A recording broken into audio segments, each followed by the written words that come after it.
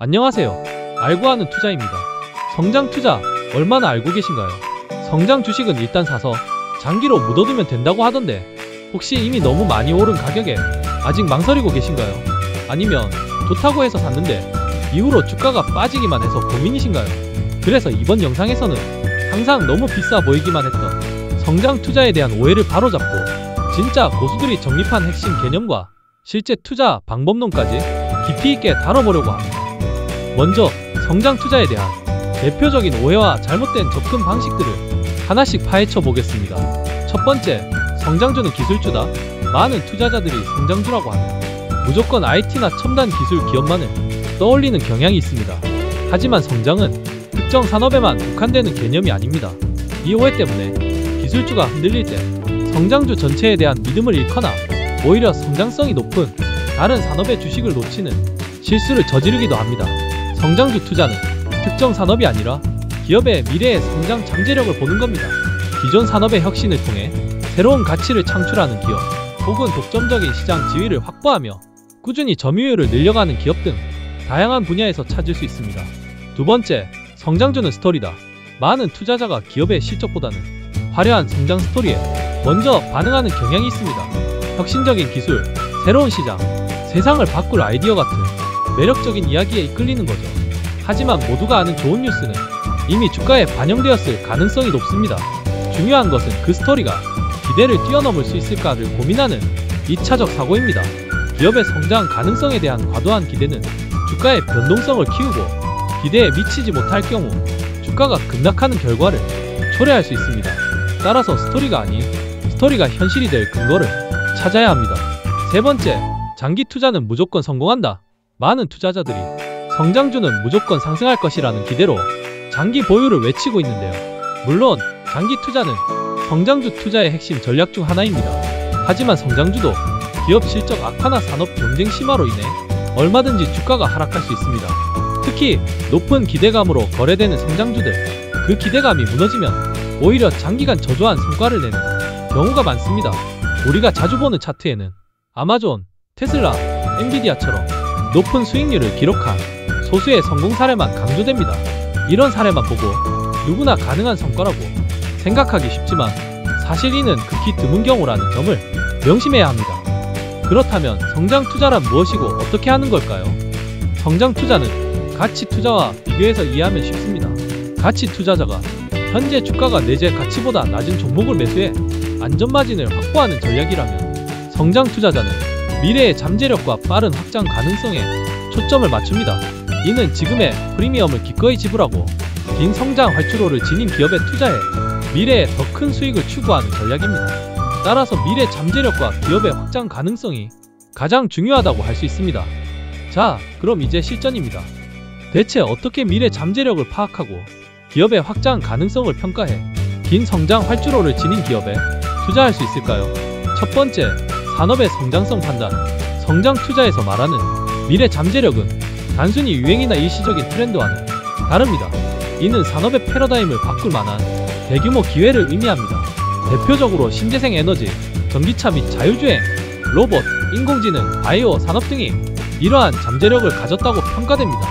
이들 산업의 패러다임 변화는 보통 환경, 인구, 사회, 경제, 기술 등의 구조적 변화에 의해 촉발됩니다. 두 번째, 경영진의 경쟁력 판단.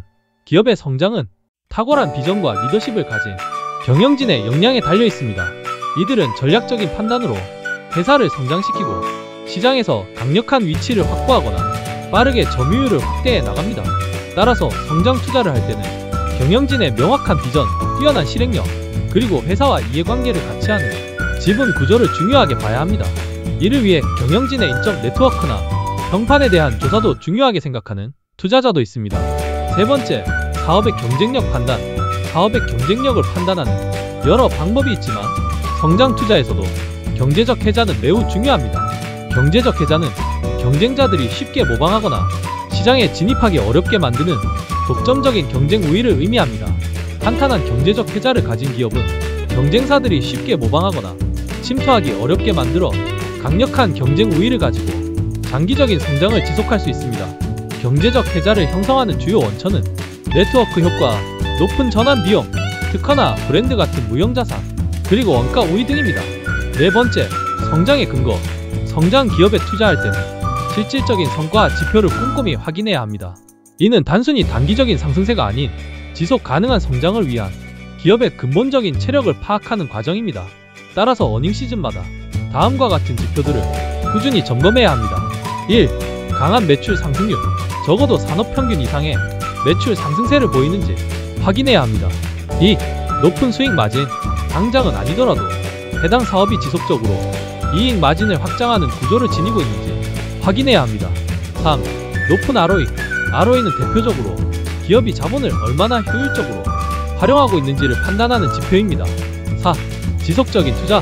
기업이 벌어들인 이익을 성장과 확장을 위해 연구개발, 신규 사업 투자 등에 재투자하고 있는지 확인해야 합니다. 정리하면 성장 투자는 산업의 성장성, 경영진과 사업의 경쟁력, 그리고 성장의 근거로 접근해 볼 수 있습니다. 이제 긴 성장 활주로를 파악하는 방법에 대한 감을 잡으셨다면 이를 구체적으로 어떻게 측정할 수 있는지 두 가지 핵심 숫자인 TAM 전체 유효 시장과 시장 침투율에 주목해 보겠습니다. 첫 번째는 바로 TAM 전체 유효 시장입니다. 쉽게 말해 우리가 투자하려는 기업의 제품이나 서비스가 팔릴 수 있는 전체 시장의 크기를 의미해요. TAM이 왜 중요할까요? 아무리 뛰어난 기업이라도 시장 자체가 작거나 이미 성장이 멈췄다면 더 이상 성장할 곳이 없겠죠. 예를 들어 전기차 시장은 기존의 내연기관차 시장이라는 거대한 TAM을 대체하고 있습니다. 그렇기 때문에 전기차 관련 기업들은 엄청난 성장 잠재력을 가졌다고 평가받는 거죠. 투자자라면 이런 넓은 놀이터를 가진 기업을 찾아야 합니다. TAM을 계산하는 방법은 다양한데 일반적으로 총 잠재 고객수에 고객당 평균 지출액을 곱해서 계산할 수 있습니다. 예를 들어 인공지능 AI 챗봇을 만드는 기업이라면 전 세계에서 챗봇을 도입할 수 있는 기업의 수에 기업당 평균적으로 지출할 금액을 곱해서 TAM을 추정해 볼 수 있죠. 두 번째 핵심 숫자는 시장 침투율입니다. 이 숫자는 전체 시장 TAM에서 해당 기업이 얼마나 많은 고객을 확보했는지를 보여주는 비율이에요. 시장 침투율은 기업의 제품이나 서비스가 전체 시장 TAM에서 얼마나 많은 고객에게 도달했는지를 나타내는 비율입니다. 시장 침투율이 낮은 기업은 앞으로 성장할 여지가 매우 많다는 것을 의미합니다.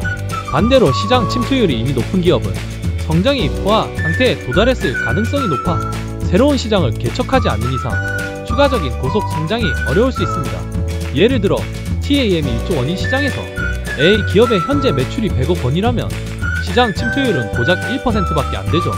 하지만 이 기업이 시장 점유율을 1%에서 10%로만 높여도 매출은 무려 10배나 성장할 수 있습니다. 성장 투자는 바로 이런 기업을 발굴해야 합니다. TAM은 크고 시장 침투율은 아직 낮은 기업, 이 두 가지 숫자가 바로 높은 수익률을 안겨줄 성장 활주로를 파악하는 나침반이 될 겁니다. 기억하세요. TAM은 잠재적 성장 규모를, 침투율은 현재 위치와 앞으로의 확장 가능성을 보여줍니다. 네, 오늘 준비한 내용은 여기까지입니다. 다음 영상에서 더 유익한 정보로 돌아오겠습니다. 알고 하는 투자였습니다. 감사합니다.